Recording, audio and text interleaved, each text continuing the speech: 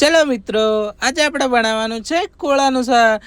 તે માટે આપણે કોળાને સૌપ્રથમ કાપી લેવાનું છે, મસ્ત રીતે મોટા ચીરિયા કરી લેવાના છે। ત્યારબાદ એને નાના નાના ટુકડામાં કાપી અને એકદમ મીડિયમ સાઈઝમાં આપણે તેને કટ કરી લઈશું।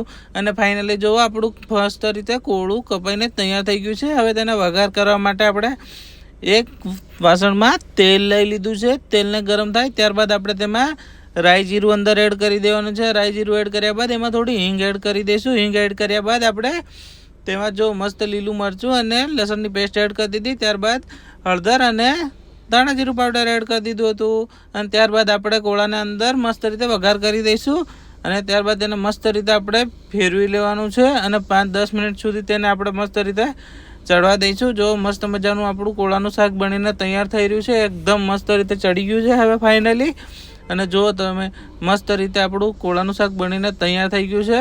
બહુ મસ્ત બન્યું છે। તમે પણ આ રીતના એકવાર બનાવીને ટ્રાય કરી જોજો, બહુ મસ્ત બને છે।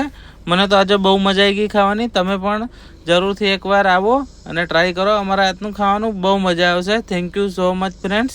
લાઈક અને શેર કરવાનું ભૂલતા નહીં।